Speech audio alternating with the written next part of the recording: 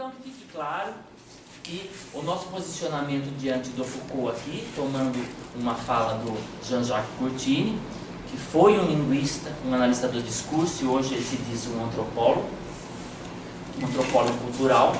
Ele diz que ele iria pensar com Foucault. E é essa a premissa que eu tomo, que a gente está pensando com Foucault no distanciamento, né, da gente não ter mais a presença dele, não poder mais colocar essas mesmas questões para ele. Mas as grandes questões que ele colocou em torno do sujeito, do poder, da biopolítica, da estética da existência, fazem com que a gente retome posicionamentos outros e teorias que a gente constrói ao escrever os nossos trabalhos. Então, eu acho muito importante, e eu acho também que vocês deveriam assumir esse lugar, né, que vocês estão produzindo um determinado saber e que vocês estão produzindo conhecimentos no seio da universidade. Então, realmente eu não partilho da ideia de que a gente não pode dizer se a gente não tem um autor que corrobora a nossa fala. Porque se fosse assim, né, a gente não poderia dizer uma porção de coisas das quais a gente está apto a dizer. Eu acho que qualquer indivíduo que está pensando sobre a sua condição na história hoje tem condições de pensar epistemologicamente qual é a nossa condição no quadro da atualidade. Okay? Então sejam bem-vindos ao nosso curso.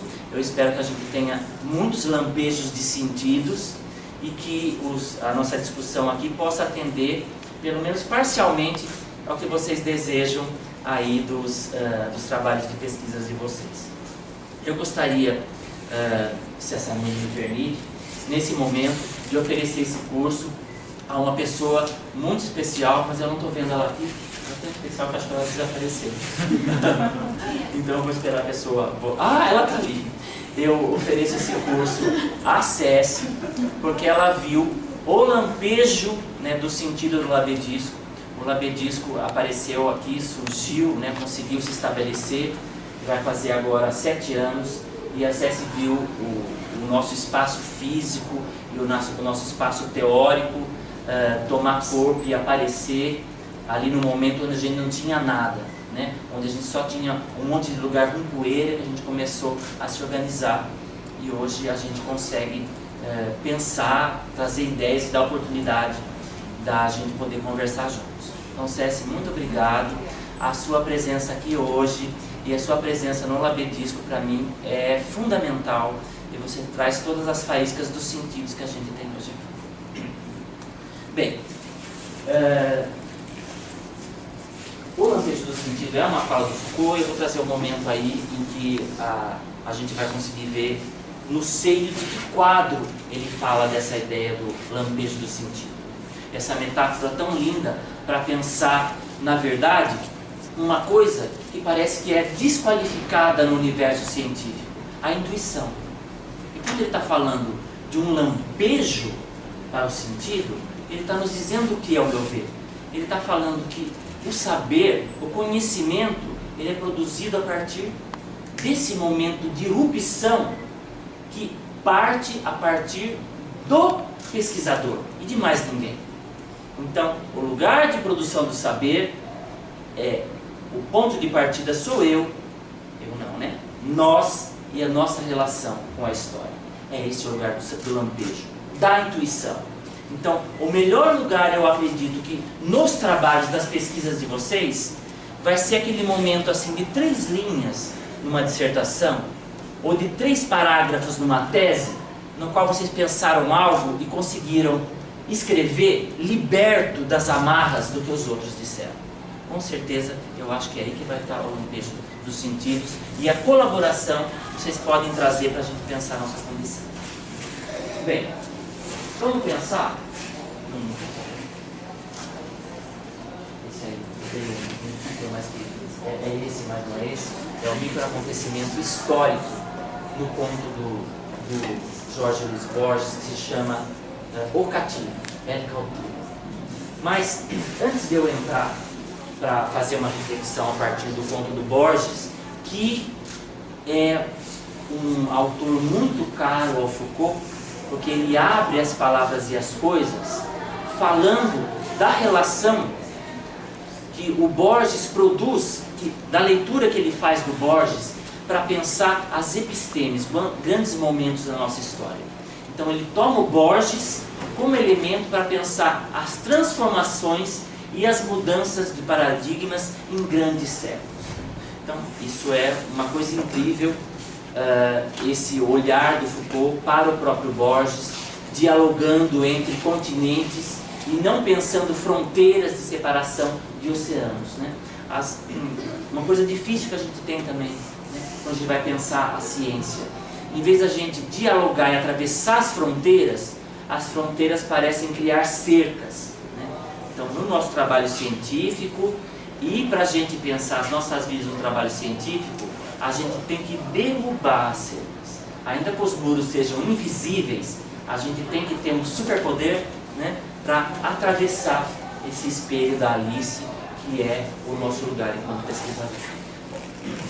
Então, eu queria falar como que a gente chega à Arqueologia do Saber, que é um livro de 1969. Eu já comecei falando aqui que o primeiro trabalho do Foucault é a Psicologia e Doença Mental, no qual ele traz uma discussão que vai dar origem à história da loucura. Na história da loucura, ele faz um questionamento que é pensar de que maneira o sujeito ele é excluído do seu seio social e como a partir disso ele constrói uma nova história. Ele está falando do quê? Na história da loucura, Foucault diz que os sujeitos que eram os vagabundos, né, os colocados à margem, por exemplo, os leprosos, os que eram tidos por a sua libidinosidade em público. Então, essas pessoas que não conseguiam produzir e atender a um esquema da sociedade no século XVII, elas eram colocadas em barcos e deixados à deriva. É isso que o Foucault fala desses sujeitos infames que eram relegados da história. Só que eles conseguiam chegar do outro lado da margem e construir uma nova história para si. Construir uma nova história para si e uma nova história da ciência. Porque, por exemplo, como eu citei, os dados como loucos eram os leprosos, que não conseguiam se gerenciar a si e que davam um custo para a sociedade. Então eles eram, essa coisa da chamada de higienização social, eu não tomo essa palavra para mim, mas eu tomo ela da mídia, né? A gente vê isso, por exemplo, com os, entre aspas, viciados em crack, né? A mesma coisa foi feito, é o que o Foucault analisa em termos de exclusão. Só que os leprosos, quando chegam do outro lado, eles vão morar em ruínas. Essas ruínas acabam virando hospitais, de uma maneira muito, né, rudimentar, dá origem à psicologia, dá origem à psicanálise, né? Essa é uma das críticas que o Foucault faz à psicanálise, que a loucura ela foi inventada a partir de uma doença de exclusão. Bem, enfim, então a gente configura esse quadro da história da loucura. Depois a gente tem as palavras e as coisas. Quando o Foucault fala as palavras e as coisas, ele não está ligando uma coisa à outra.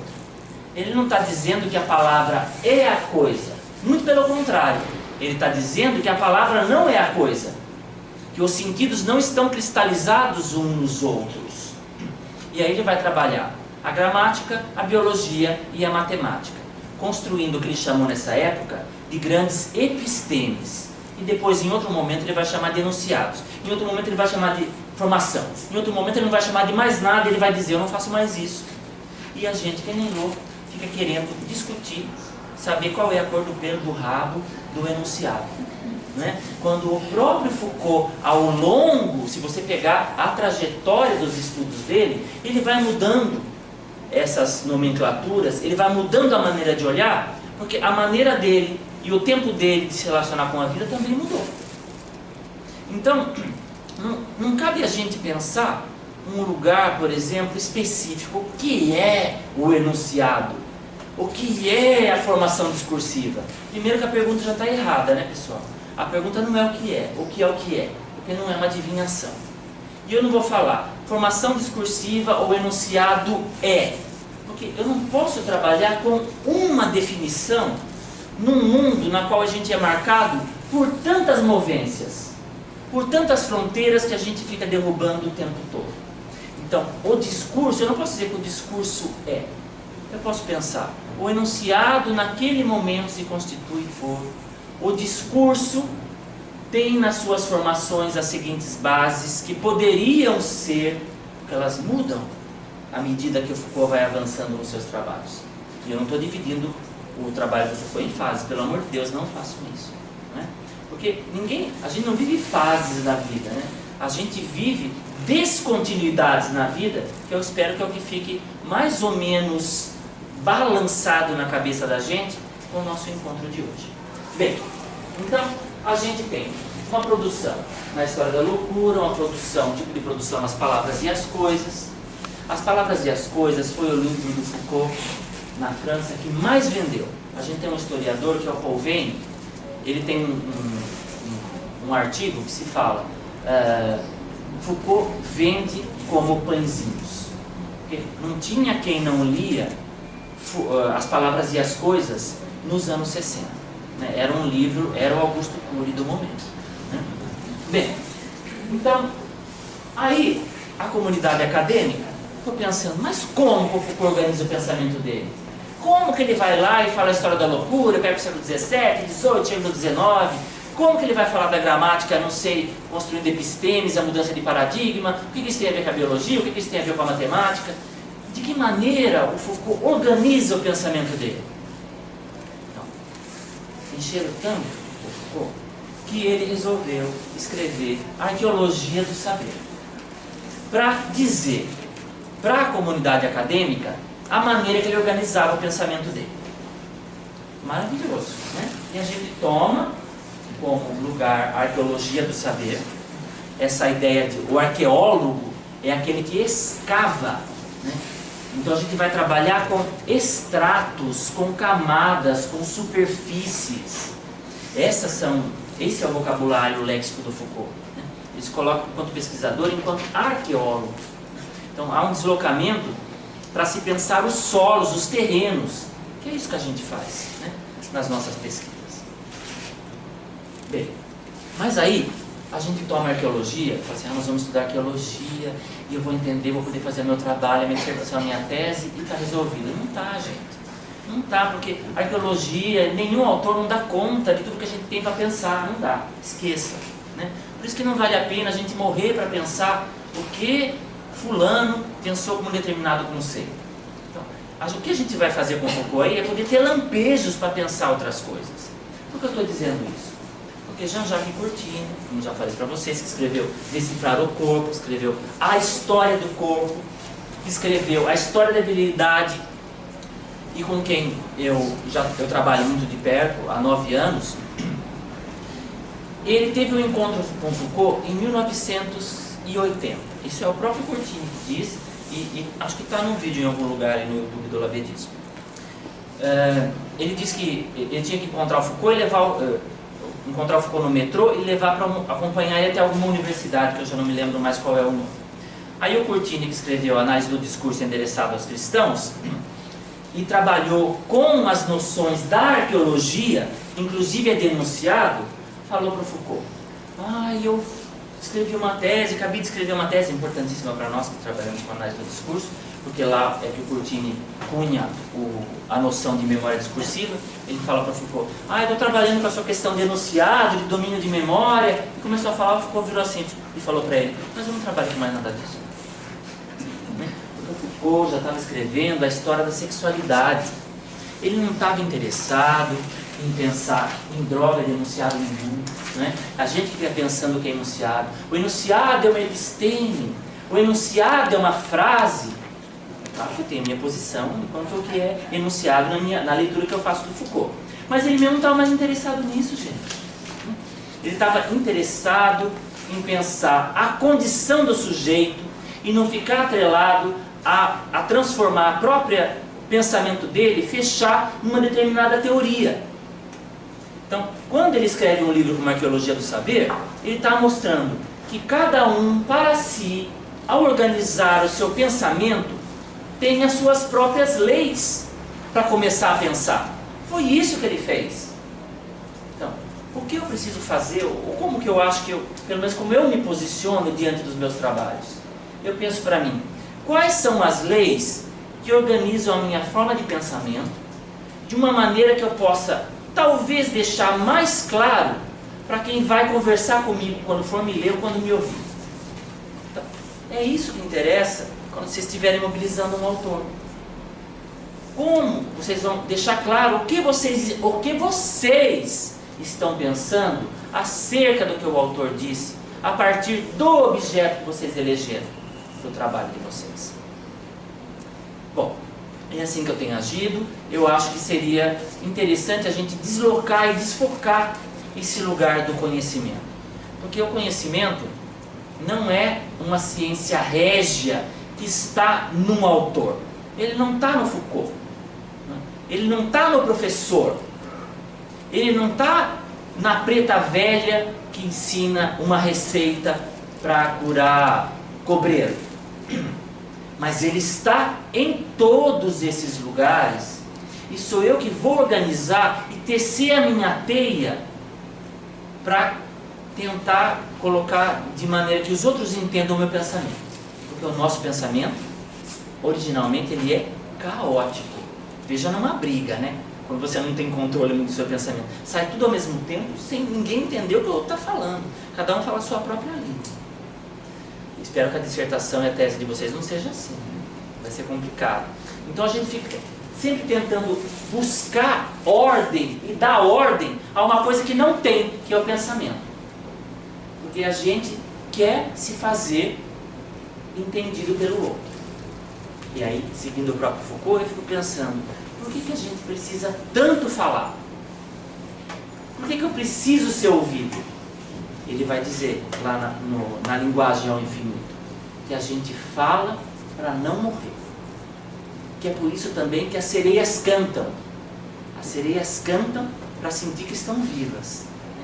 Então, a nossa dissertação, a nossa tese, trabalho de iniciação científica, o que eu penso sobre a minha vida quando estou deitado na cama, é o meu canto da sereia. O pensamento é o lugar que finca o pé para a gente para dizer, eu estou vivo. Tomando aí a leitura que eu estou fazendo do Foucault. É por isso que a gente faz uma dissertação. Para a gente talvez se sentir mais vivo do que a gente já se sente. Não é? Não é nada mais além do que isso.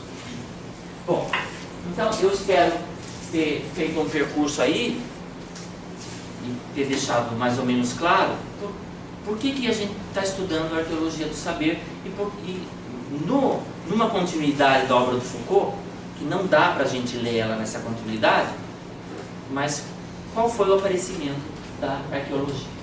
Tá bem? Bom, acho que a gente pode. Bom, a gente sabe que na arqueologia o Foucault trabalhou, por exemplo, com grandes ciências. Ele pensou em muitos exemplos que a gente vai, quando vocês estiverem lendo lá, ele está falando, por exemplo, da psicopatologia. Mas ele pensou isso lá no século XIX. Por exemplo, ele pensou a clínica, o hospital no século XIX, o corpo do hospital, esse tipo de funcionamento naquele momento.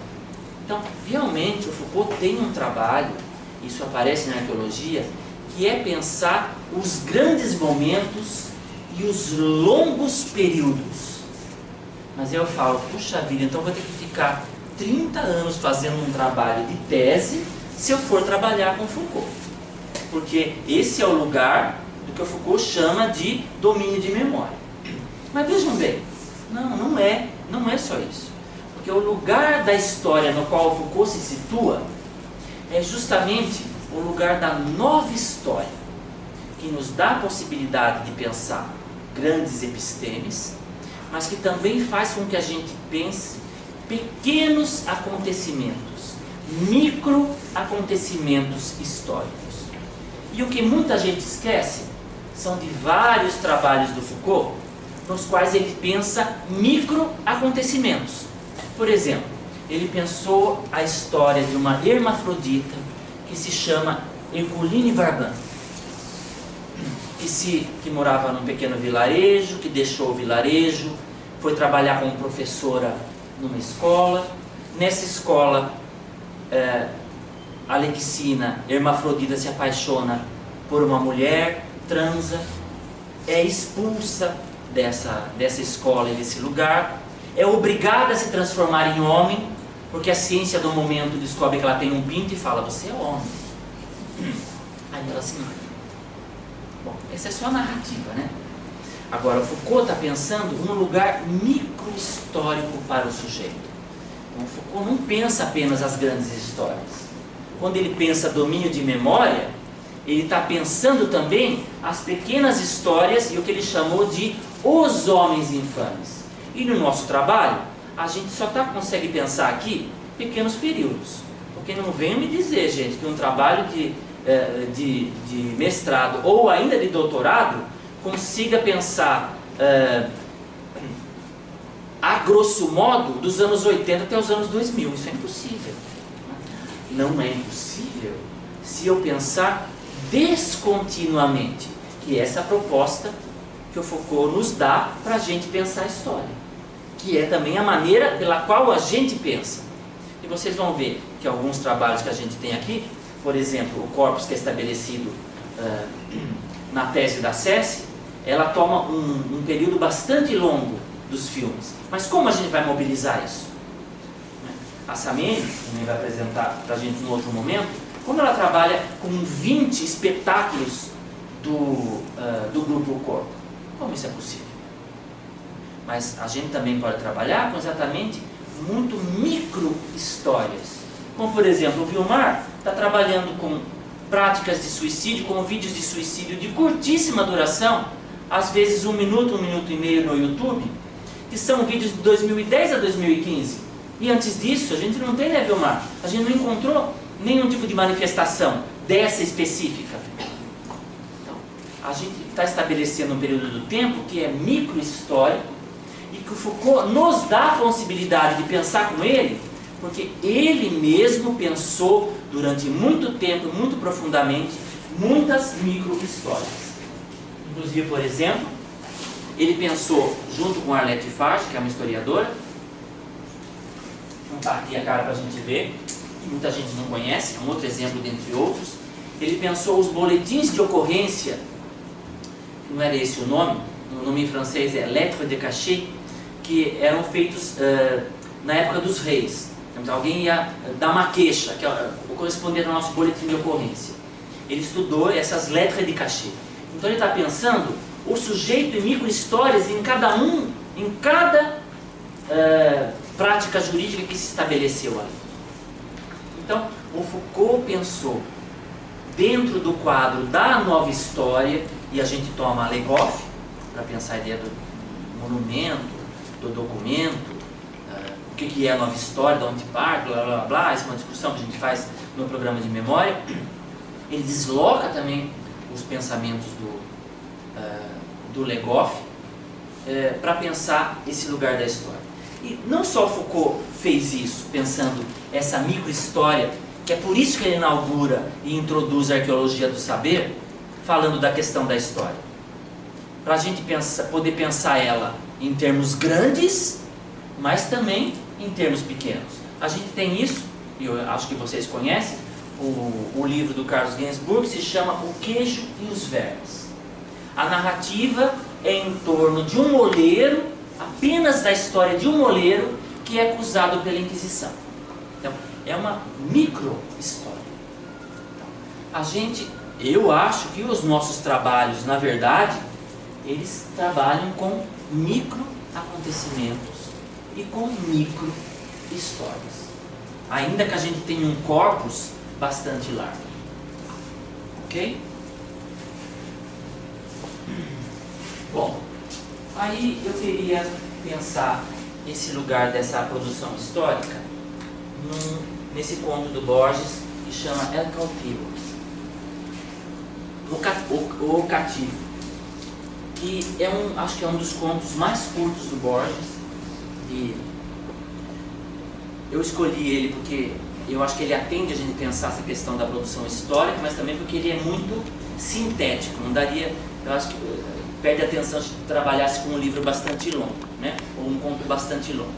Mas isso que eu estou dizendo acerca do sujeito e a sua relação com a história, aqui no El Cautivo, eu posso falar também no conto do Borges, que se chama El Libro de Arena, que fica o livro de areia, que fica como indicação para vocês, para uma leitura que eu acho, assim, além do texto lindo, a gente pode pensar essa questão da descontinuidade.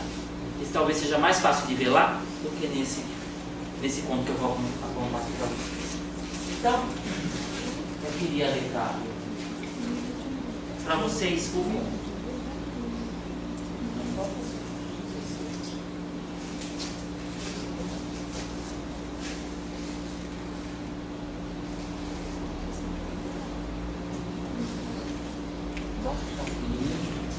Eu coloquei em espanhol e coloquei a tradução também, mas eu gostaria de ler em espanhol para a gente.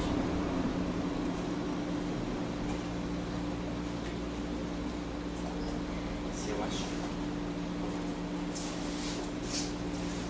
El Cautivo, de Jorge Luis Borges. En Junín, en Tapalqué, refiere la historia.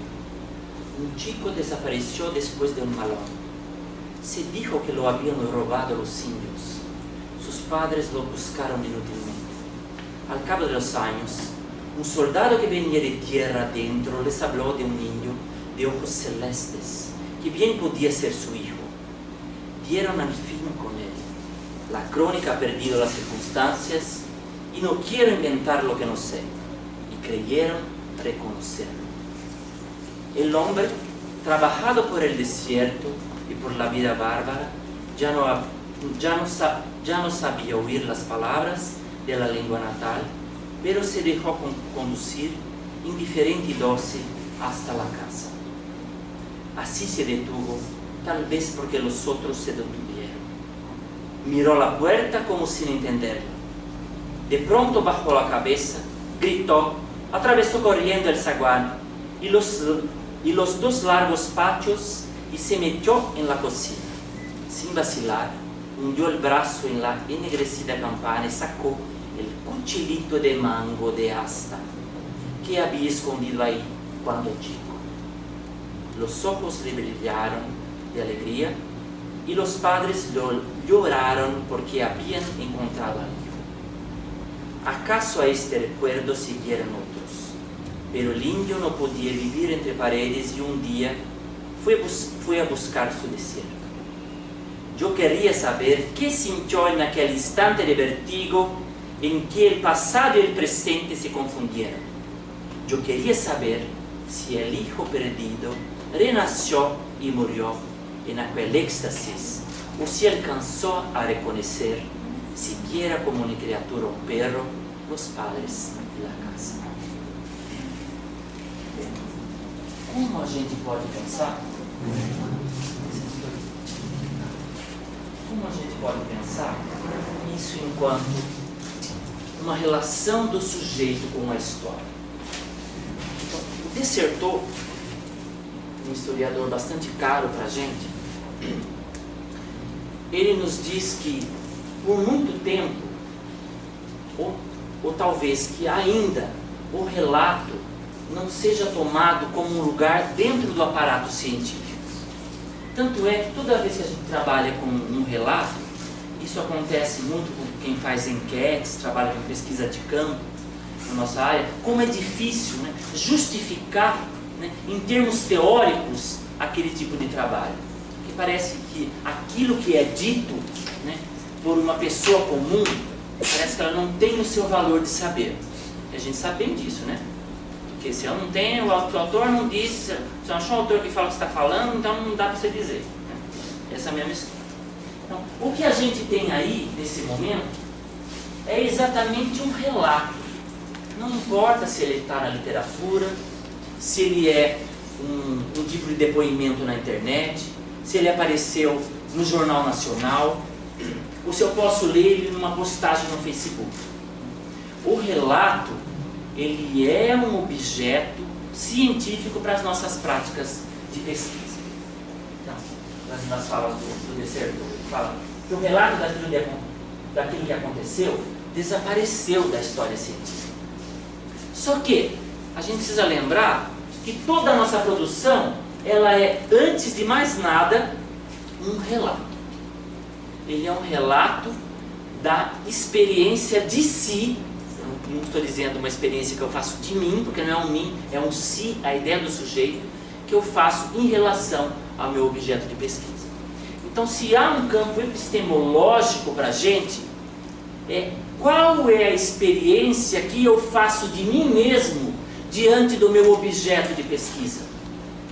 Essa é a pergunta primeira que eu tenho que fazer diante dos meus trabalhos. Por isso que eu estou falando, mas também na vida. Agora, se eu for falar isso, não vai falar que eu estou fazendo autoajuda, porque eu mesmo estava ironizando a mim mesmo. Mas esse é o nosso posicionamento diante das nossas relações na vida. Então, quando eu tenho um relato, na verdade, esse relato, seja ele uma carta, por exemplo, de um determinado escravo, ou de um senhor vendendo um escravo, eu não tenho mais ali um documento.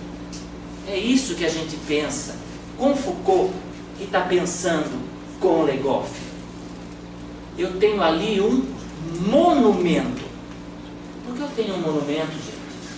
Em outras palavras, eu não vou citar nem o Foucault, nem o Legoff, mas porque eles me fazem pensar com eles. É um monumento, porque o monumento, para existir, ele precisa de todos os seus entornos, de todo um lugar, de redes que façam com que ele apareça. Então, o documento, ele não é só um papel com uma tinta. Ele é a relação de um sujeito que firmou a sua mão naquele momento e deixou a marca naquele papel. E aquele tipo de marca, ele foi dado a partir de um lugar e um momento histórico. É isso que faz toda a diferença nas coisas que eu digo e nas coisas que eu penso. Por exemplo, eu não poderia falar de transexualidade hoje da mesma maneira que eu posso dizer, por exemplo, nos anos 80. A gente não havia as condições de possibilidade, as mesmas condições de possibilidade que fizeram com que esse tema pudesse emergir e ser discutido. Bem,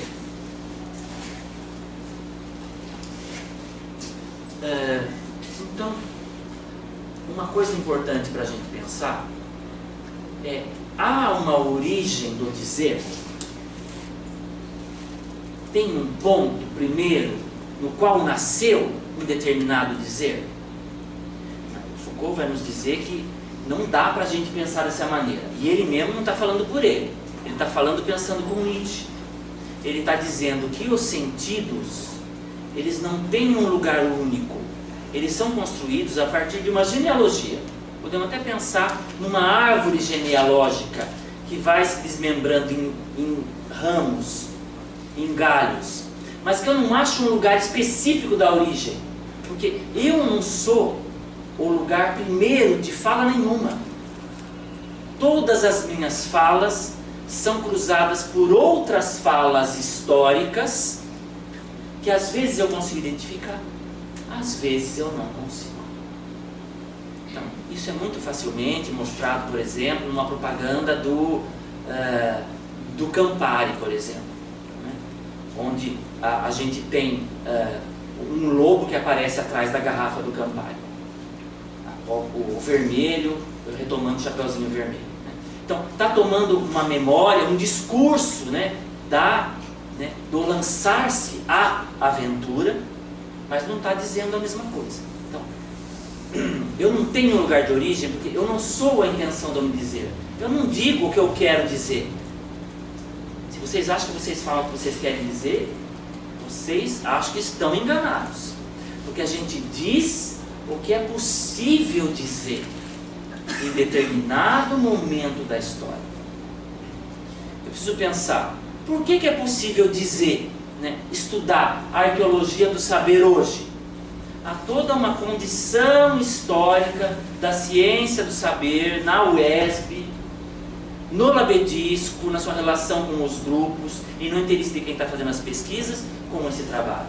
Então, há condições de emergência que fazem com que a gente estude esse determinado objeto. Bem, então não há um dizer. Eu não sou a fonte do dizer. Se eu não sou a fonte do dizer, eu não posso dizer que eu tenho a intenção de. Nós não temos a intenção de. Nós podemos criar estratégias, táticas, procedimentos para produzir um efeito de uma posição para a gente a partir de um determinado lugar do qual a gente fala. Mas um exemplo disso é no livro didático, né? Vocês pegam lá. Acho que muitos de vocês já deram uma aula aqui, ou se não vão lembrar da sua própria experiência. Uma das perguntas é: qual é a intenção do autor quando ele disse? Eu não vou saber. Tem que perguntar para ele, né, gente? Por quê? Quando eu pergunto qual é a intenção do autor, eu não levo em conta que existe um sujeito que lê aquilo que está sendo escrito. Então, tem um foco aí na ordem do olhar, no lugar do qual eu olho. Então, quando eu olho um texto, eu quero saber o que o autor disse? Ou será que eu quero saber o que interessa, o meu posicionamento diante do texto? Quando eu vou dar aula de interpretação de texto, né, no ensino fundamental, vou perguntar para o meu aluno o que o autor quis dizer? Não, eu preciso saber qual é o posicionamento dele, ou como ele se vê diante daquilo que disseram para ele. Bom, não existe um certo ou um errado, mas existe uma teoria, um funcionamento teórico que nos dá possibilidades de olhar para o nosso objeto. Bom, então essa é uma questão.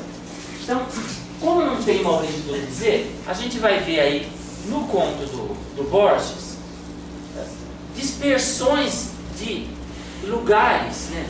Dispersões espaciais.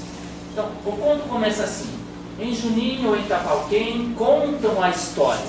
Pode ser num lugar, ou pode ser em outro, tomando a própria fala do Foucault, né? Esse relato, ele nasce de uma dispersão geográfica que já não me interessa mais onde ele nasceu. Interessa que existe um sujeito que enuncia uma determinada posição de algum lugar. E esse lugar, ele não precisa ser necessariamente um espaço geográfico, porque ele é a posição que o sujeito ocupa do lugar social do qual ele fala. E o lugar social não necessariamente precisa ser geográfico, mas é claro que o geográfico também diz quem você é, né? Bom, então, a gente tem uma espacialidade, mas a gente tem uma outra espacialidade, quando ele diz o seguinte: o homem trabalhado pelo deserto, pela vida bárbara, já não sabia ouvir as palavras da língua natal, mas deixou-se conduzir indiferente e dócil até a casa. Qual é a espacialidade que a gente tem aí? A gente tem uma geografia, mas a gente tem uma geografia da condição de existência linguística do índio, da nossa história. Porque ele não reconhecia mais a língua que falavam ali, porque ele tinha sido roubado pelos índios, raptado pelos índios, desde há muito tempo. Então aquela língua não era desconhecida. Então vocês estão vendo que a questão da espacialidade, ela não está focalizada num terreno, que é esse, do espaço, mas que é também num espaço de construção social. Vocês estão vendo que a descontinuidade, ela se dá vendo que existe um espaço geográfico, que não é ruim, mas que pode ser Itapaquém, mas que também que é um espaço geográfico dentro do próprio sujeito. Então, a espacialidade, ela é dispersa, né, e pulverizada em vários lugares, dentro do próprio sujeito, da narrativa, né, e do espaço do qual ele habitava. E a gente pode fazer essas transferências para outras questões. A gente também tem um outro lugar mais específico. A gente tem a própria casa. Ele atravessou correndo o saguão e os dois pátios largos e enfiou-se pela cozinha. Então veja só, eu tenho um lugar que seriam cidades, eu tenho a relação do sujeito que se dá com ele mesmo e a língua que ele fala e o espaço que ele habita, e a gente vai tendo nesse afunilamento o lugar no qual esse sujeito, o lugar para o qual esse sujeito está correndo.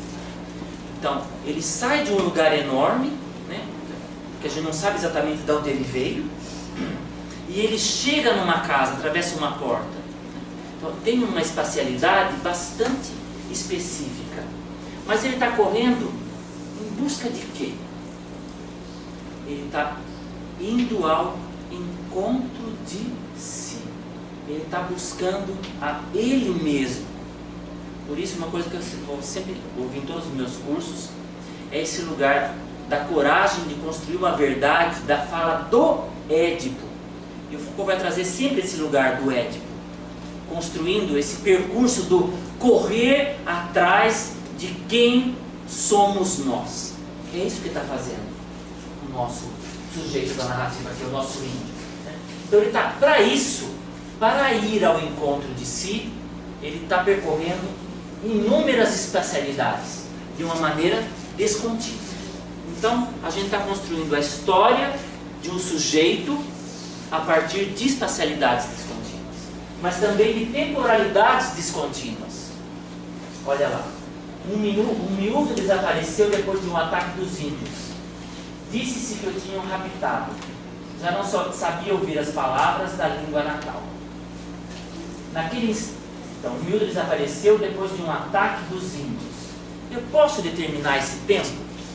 Eu tenho um tempo, mas o tempo ele está diluído. De novo, para usar uma palavra do Foucault, pulverizado. O tempo ele está disperso. Então, eu tenho sim uma descontinuidade temporal que eu não consigo localizar especificamente. A literatura nos dá essa possibilidade de metáfora, de pensar junto, embora só a gente pensar junto com ele, esse lugar da descontinuidade, porque a gente consegue visualizar um lugar nenhum, né? Um tempo nenhum. E isso vai nos afogando, isso vai produzindo um esgotamento, né? Porque as imagens que o conto vão produzindo são as imagens de um abismo no qual a gente vai se lançando junto com o índio na busca dele mesmo. E o lugar de irrupção dessa busca é dado por uma palavra, que não é uma palavra, mas que é uma sensação, que é o do perder-se de si. O Borges coloca, naquele instante de vertigem em que o passado e o presente se confundiram.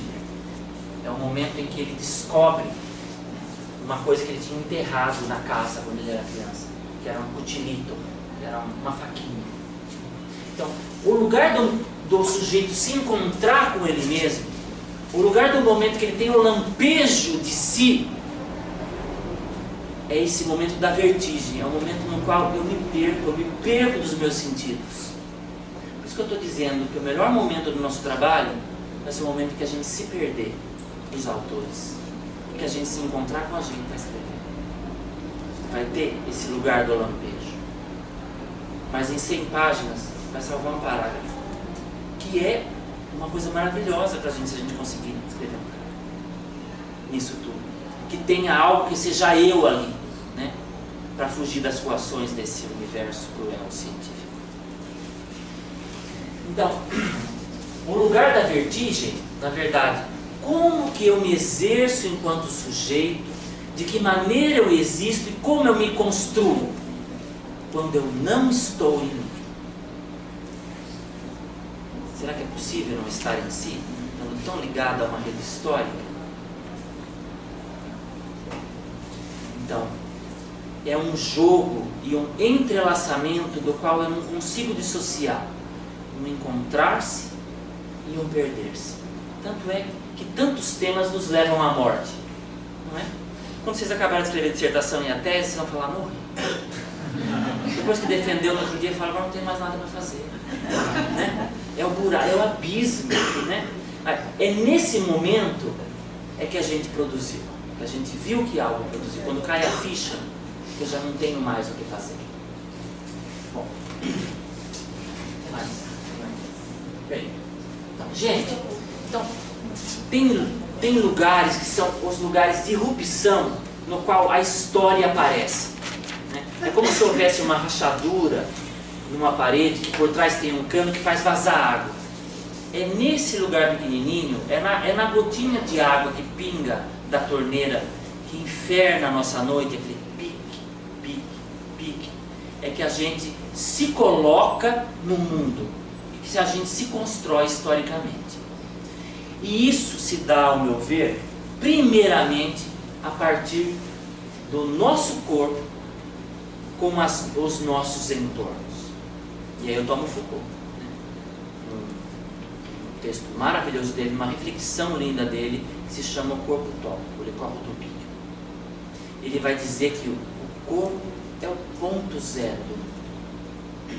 Então, nesse conto do Borges, me parece que esse lugar de o que vai nos levar a esse lugar da vertigem, do encontro, é justamente essa marca, um lugar morfológico corporal, que é quando diz: falou-lhes de um índio de olhos celestes que bem podia ser seu filho. O lugar de diferenciação, de singularidade na fala do Borges está marcado num lugar muito claro e explícito, nos olhos. Eu não preciso nem retomar essa metáfora tão batida, que acaba sendo um senso comum, né? Que os olhos são a janela da alma. Você vai para o cinema, para todo lugar, mas é um senso comum do qual a gente não consegue pensar e reduplicar sentidos. Então, vocês veem aqui o lugar de singularidade do índio, o lugar de existência dele, não é porque ele tinha o olho azul, castanho ou amarelo, mas que naquele cenário em que não há uma produção de cores, a cor que a gente tem é dos olhos azuis e que traça a diferença dele em relação àquele povo, que deviam ser todos de olhos castanhos, inclusive os índios. Então, a diferenciação e o lugar de singularidade é o lugar de emergência para o qual eu devo olhar. Então, eu tenho o meu corpo de trabalho lá, eu falo, mas o que eu vou analisar aqui? Né? Eu tenho 50 filmes, eu tenho 1000 relatos, eu tenho sei lá o quê. Onde eu vou olhar? Eu tenho que olhar no menor, é um ato falho, porque o menor é o melhor, no menor detalhe possível. Porque a arte da existência está ali naquele detalhe. E Foucault vai dizer para a gente, né, que os signos mais fúteis, dizer isso na linguagem ao infinito, que os signos mais fúteis são talvez aqueles mais relevantes para a gente pensar a linguagem. Depois disso, um historiador muito interessante para pensar os nossos trabalhos, que é o Carlos Ginzburg, que é Sinais de um Paradigma Indiciário, ele também vai falar ali da arte do detalhe. Ele vai mostrar isso lá em 3 instâncias. Acho interessante vocês terem acesso a essa discussão.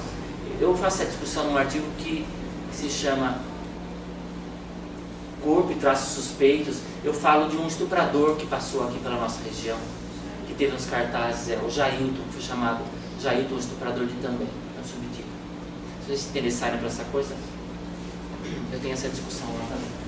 Bom, então, tem um lugar que é o ponto zero, é o lugar da singularidade, é o lugar do detalhe, que é esse detalhe singular e único, que é o lugar que pode ser o início da minha pesquisa. Só que, pensando nesse lugar do corpo enquanto singularidade, eu acho que em termos de imagem, o lugar do contato entre o ser e a criatura, ele é estabelecido quando o índio tirou o canivete de cabo de chifre do buraco, né, que ele tinha enterrado. Então, se vocês pensarem o que a gente tem ali, a gente não tem palavras. Quando eu falo para vocês que o índio tinha enterrado, quando criança, um canivete na parede, e quando ele entrou na casa, ele foi naquela parede, tirou o canivete, cavocou o buraco, tirou o canivete. Vocês estão ouvindo o que eu estou dizendo? Vocês estão ouvindo imagens sobre o que o Borges está dizendo. A gente já criou toda uma cena na nossa cabeça. A gente teve uma imagem acústica, né? Uma imagem do que a letra produziu na nossa mente. Então, a gente não tem mais palavras ali, a gente tem imagens. Isso é um ponto. E a imagem que a gente tem qual é? De uma mão tocando o canivete. A gente tem um encontro de duas possibilidades, né? E vocês lembram disso? como é que chama? Quem vai me ajudar? Você quer a criação do mundo. Isso, da criação do mundo, né? Do Michelangelo, que a gente também tem no ET, então, que a gente também tem no Super-Homem com a Lois Lane, que a gente também tem com os vampiros, quando um vai lá e morde o pescoço do outro, né? É sempre o lugar do Criador e da criatura. Parece que a nossa sociedade, né, a gente não consegue pensar fora desses preceitos cristãos, judaicos cristãos, né? Mas a gente tem ali, ainda que a gente não possa, mas que se isso ajudar a gente ir ao encontro de si, eu acho que já é um lugar bastante importante para a gente. Essa é a imagem que a gente tem, né? Do sujeito travando o lampejo do contato consigo próprio, quando ele encontra o cutilino. Tanto é que no final do conto o Borges pergunta para a gente: mas será que, já que ele não entendia nada, não falava aquela língua, será que ele reconheceu os pais como um cachorro que reconhece um osso? Essa ideia. Ou não reconheceu nada? É importante? Não é importante reconhecer os pais, se ele sabia quem ele era naquela casa quando ele era criança, mas o importante é que ele teve um momento de encontro consigo próprio.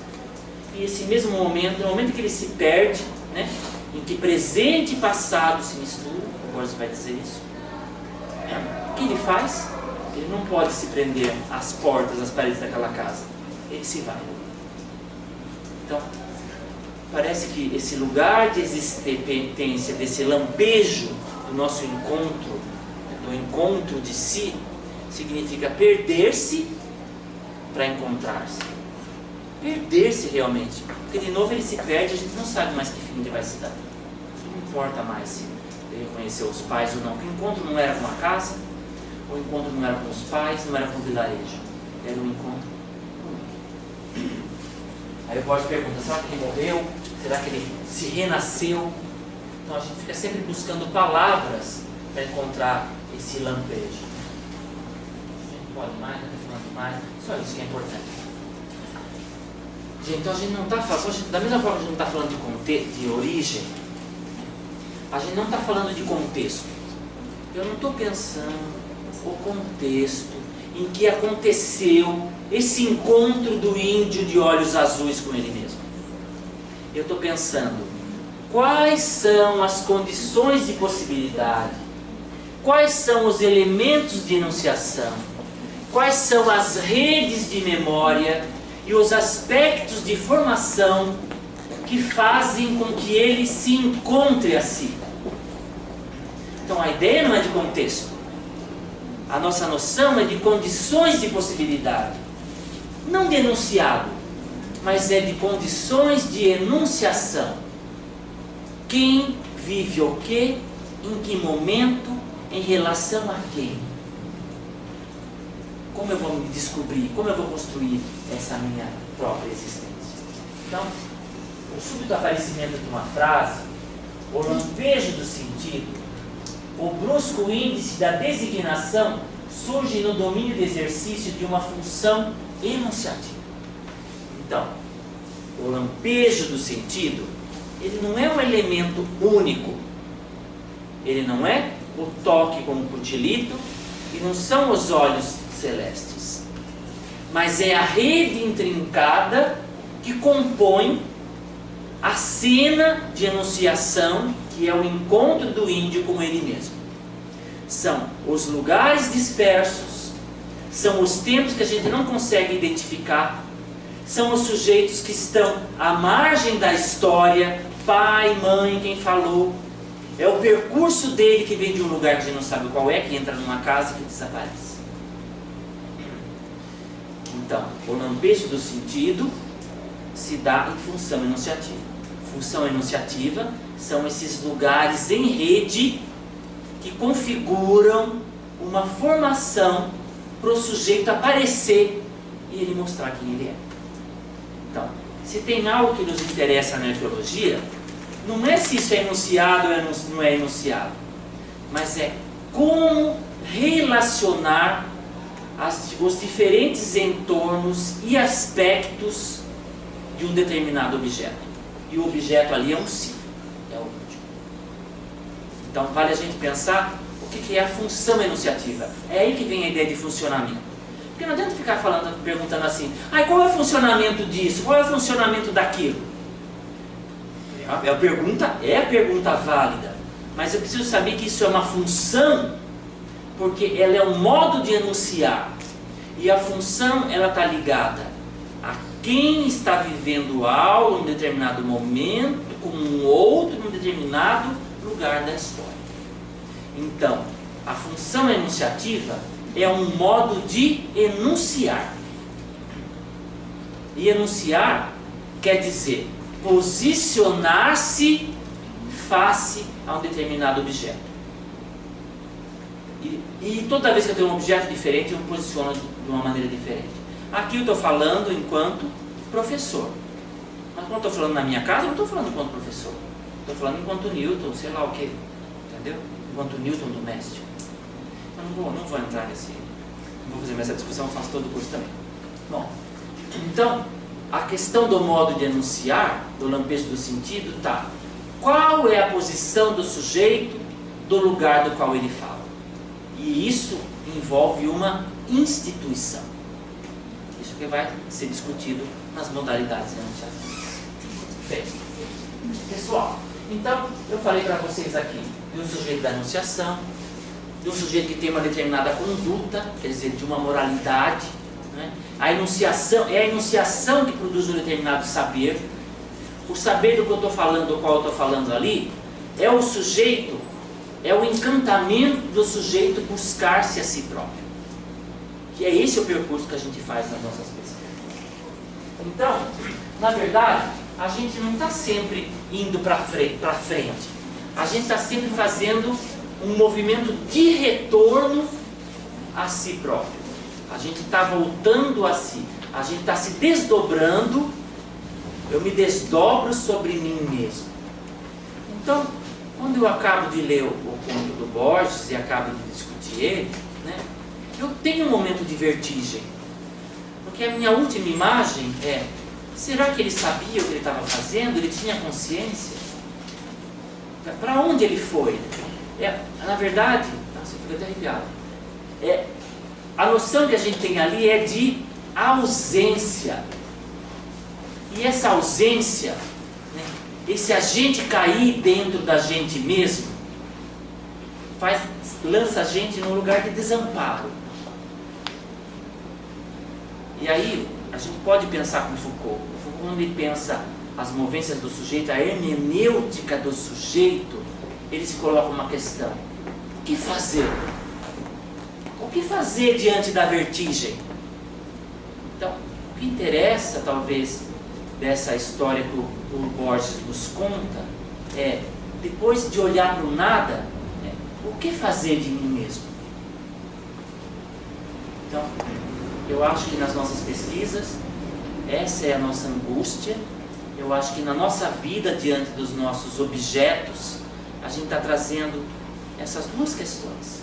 De um lado, quem somos nós hoje?